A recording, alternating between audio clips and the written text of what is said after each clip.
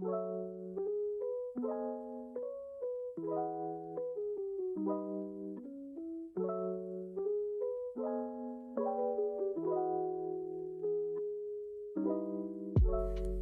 everyone, thanks for visiting my channel. In case you didn't know, yesterday I released chapter 4 of my work in progress novel Under the Mistletoe over on Wattpad. So if you love Christmas, steamy romances or strong independent women like I do, head on over to the link in the description to check it out. Okay, now that shameless self-promotion is out of the way, hi! How you doing? I hope things are good with you and your family and that everyone is safe and healthy. Today we're going to read one of my favorite female-led books of the Bible, the Book of Ruth. But first, let's take a look at our scripture of the day from the World English Bible. Okay, today's scripture is coincidentally from the Book of Ruth. Our scripture is Ruth 4 verse 11, which says, "All the people who were in the gate and the elders said, 'We are witnesses. May Yahweh make the woman who has come into your house like Rachel and like Leah, which both built the house of Israel, and treat you worthily in Ephrathah, and be famous in Bethlehem.'" This was actually a blessing over Boaz, who had cleared the way for himself to marry Ruth with his relatives. I don't want to go in too much detail about that since we're reading the book today, but all you need to know for now is that it was a blessing by the elders for his upcoming marriage. The second thing that is important to note is that this verse mentions Rachel and Leah, the wives of Jacob from the book of Genesis. What's interesting here is that Leah is often treated as if she is the other woman because she was the wife of Jacob who was given to him first, cheating him out of marrying the woman he loved, which was Rachel.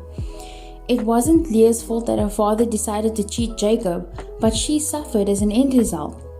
The Bible mentions that Leah was in so much misery because her husband didn't love her that God granted her children, which she hoped would cause her husband to love her.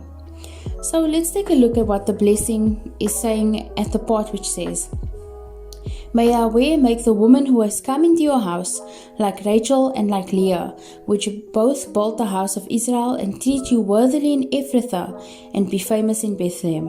I like that they wished Boaz that his wife Ruth, his future wife Ruth, would become famous in Bethlehem. In other words, that the way that she behaved and the things that she did would be noticed throughout Bethlehem. That's really cute.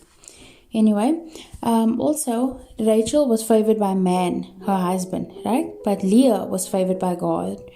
Both women struggled, yet God helped them both to get through those struggles, right? Both women also carried on the promise of God to Abraham. Though one is viewed favorably and the other is not, it didn't stop God from using them both.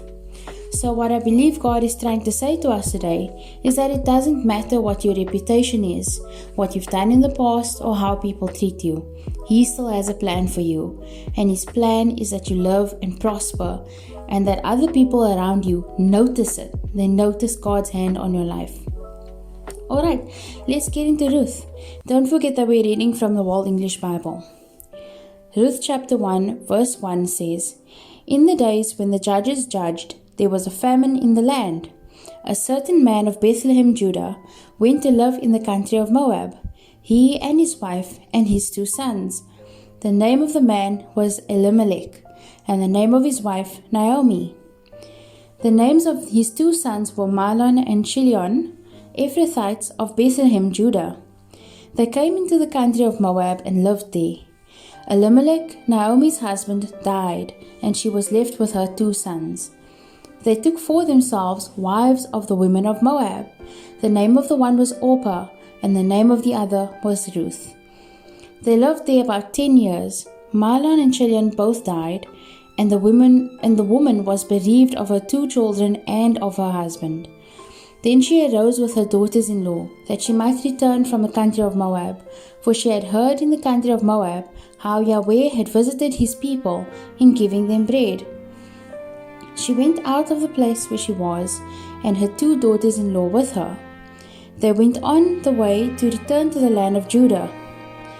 Naomi said to her 2 daughters-in-law, "Go, return each of you to your mother's house, to her mother's house. May Yahweh deal kindly with you as you have dealt with the dead and with me. May Yahweh grant you that you may find rest, each of you in the house of her husband." Then she kissed them, and they lifted up their voices and wept.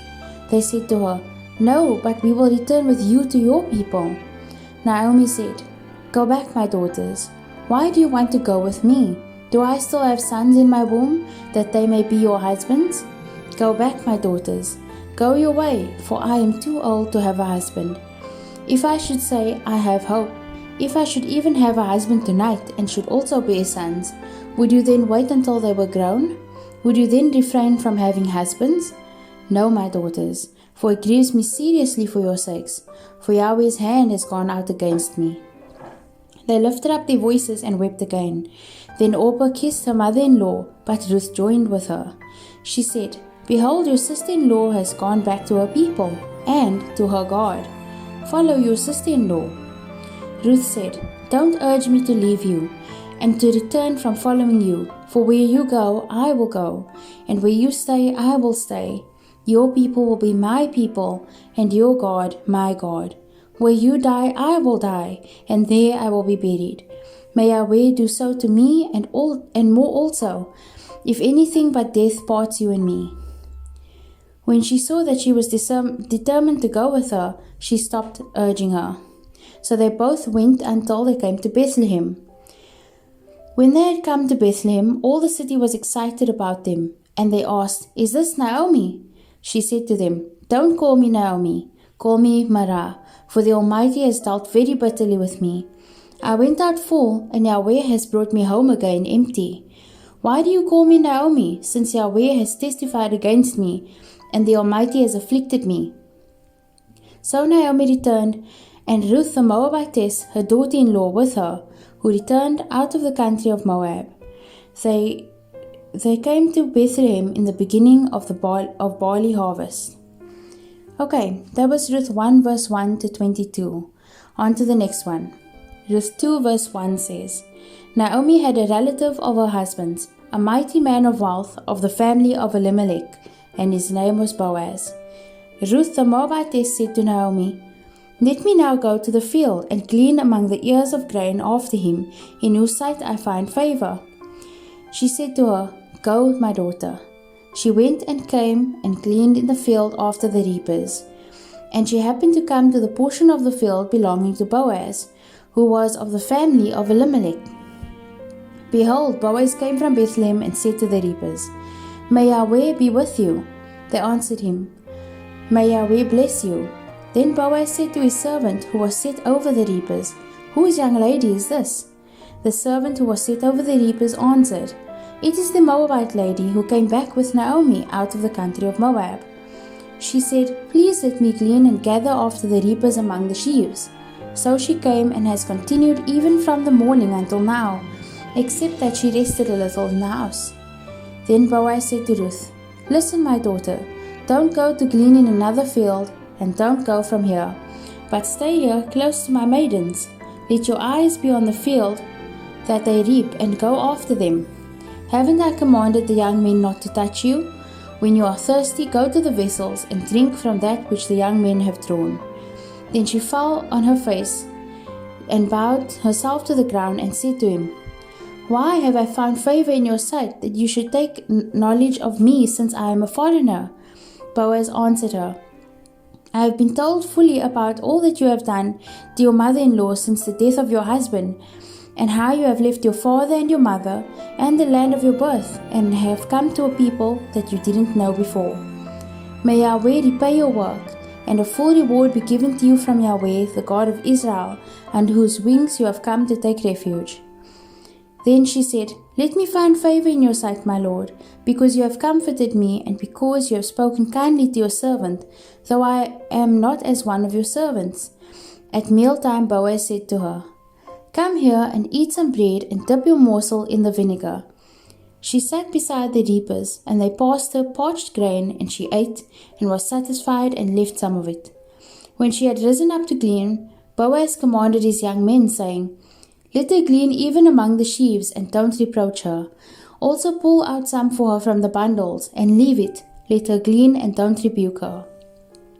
So she gleaned in the field until evening, and she beat out that which she had gleaned, and it was about an ephah of barley. She took it up and went into the city. Then her mother-in-law saw what she had gleaned, and she had brought out and gave to her that which she had left after she had enough. Her mother-in-law said to her, "Where have you gleaned today? Where have you worked? Blessed be he who noticed you."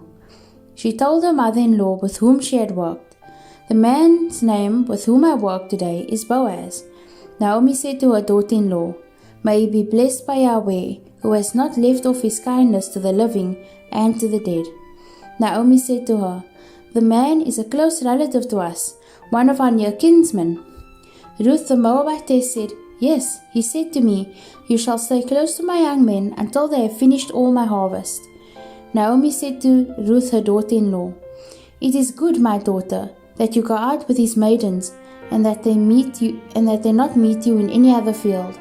So she stayed close to the maidens of Boaz to glean to the end of the barley harvest and of wheat harvest, and she lived with her mother-in-law. Alright, that was Ruth 2 verse 1 to 23. Now on to chapter 3. Ruth chapter 3 verse 1 says, Naomi her mother-in-law said to her, "My daughter, I shall not seek rest for you, that it may be well with you. Now isn't Boaz our kinsman, with whose maidens you were?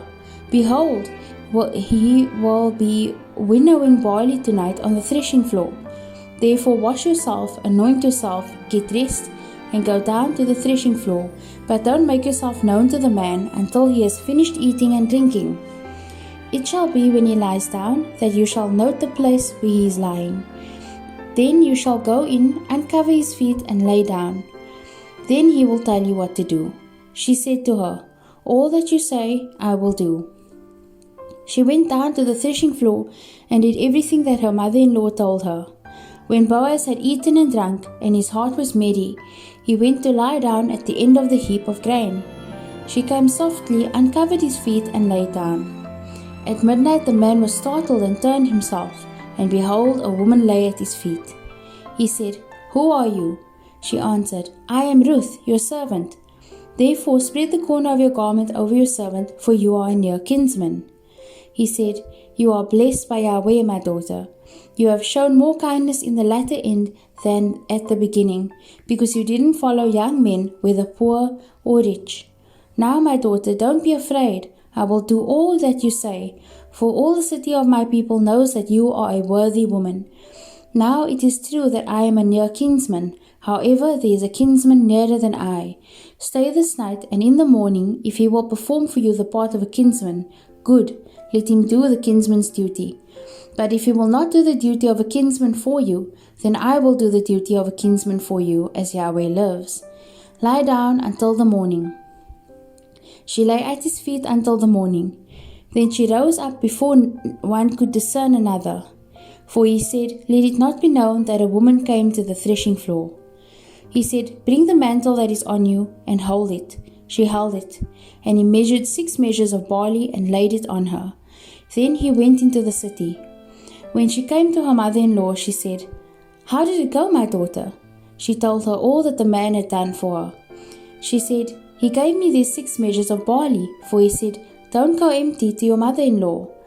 Then she said, "Wait, my daughter, until you know what will happen, for the man will not rest until he has settled this today." Okay, that was Ruth chapter 3 verse 1 to 18. Now on to the last one, chapter 4. Ruth chapter 4 verse 1 says, Now Boaz went up to the gate and sat down there. Behold, the near kinsman of whom Boaz spoke came by. He said to him, "Come over here, friend, and sit down." He turned aside and sat down. He took 10 men of the elders of the city and said, "Sit down here," and they sat down. He said to the near kinsman, "Naomi, who has come back out of the country of Moab, is selling the parcel of land which was our brother Elimelech's. I thought I should tell you, saying, Buy it before those who sit here, and before the elders of my people. If you will redeem it, redeem it. But if you will not redeem it, then tell me that I may know, for there is no one to redeem it besides you, and I am after you," he said. Oh, He said, I will redeem it. Then Boaz said, On the day you buy the field from the land of Naomi, you must buy it also from Ruth the Moabitess, the wife of the dead, to raise up the name of the dead on his inheritance. The near kinsman said, I can't redeem it for myself, lest I endanger my own inheritance. Take my right of redemption for yourself, for I can't redeem it. Now this was the custom in the former time in Israel concerning redeeming and concerning exchanging, to confirm all things. A man took off his shoe and gave it to his neighbor, and this was the way of legalizing transactions in Israel. So the near kinsman said to Boaz, Buy it for yourself. Then he took off his shoe. Boaz said to the elders and to all the people, You are witness today that I have brought all that was Elimelech's and all that was Chilion's and Mahlon's from the hand of Naomi. Moreover, Ruth the Moabitess, the wife of Mahlon, I have purchased to be my wife, to raise up the name of the dead on his inheritance, that the name of the dead may not be cut off from among his brothers, and from the gate of his place. Of his place. You are witnesses today. All the people who were in the gate and the elders said, We are witnesses. May Yahweh make the woman who has come into your house like Rachel and like Leah, which both built the house of Israel, and treat you worthily in Ephrathah, and be famous in Bethlehem. Let your house be like the house of Perez, whom Tamar bore to Judah, of the offspring which Yahweh will give you by this young woman. So Boaz took Ruth, and she became his wife. And he went into her, and Yahweh enabled her to conceive, and she bore a son. The woman said to Naomi, Blessed be Yahweh, who has not left you today without a near kinsman. Let his name be famous in Israel. He shall be to you a restorer of life, and sustain you in your old age. For your daughter-in-law, who loves you, who is better to you than 7 sons, has given birth to him. Naomi took the child and laid him in her bosom, and became nurse to it. The young women, her neighbors, gave him a name, saying, A son is born to Naomi. They named him Obed. He is the father of Jesse, the father of David. Now this is the history of the generations of Perez. Perez became the father of Hezron, and Hezron became the father of Ram. And Ram became the father of Amminadab, and Amminadab became the father of Nahshon. And Nahshon became the father of Salmon, and Salmon became the father of Boaz. And Boaz became the father of Obed, and Obed became the father of Jesse, and Jesse became the father of David. Alright, that was the book of Ruth, ending in Ruth chapter 4 from verse 1 to 22. Now I gotta tell you, I really love the book of Ruth. It's like a telenovela. There are so many great things to take away from this book, like the strong, sensible women, and to the awesome mother-daughter-in-law relationship of Naomi and Ruth, to the sweet sort of romance between Boaz and Ruth. But what has to be my favorite is that God took a Moabite woman, not even one of the Israelites, and used her to be the mother of the ancestor of David, who was the ancestor of Jesus Christ, all because she had a good attitude and was willing to let go of her past and societal ties to follow God. That just shows you that God can do anything and use anyone. Well, that's about it for today. Thank you for joining me, and I hope you enjoy the rest of your day today.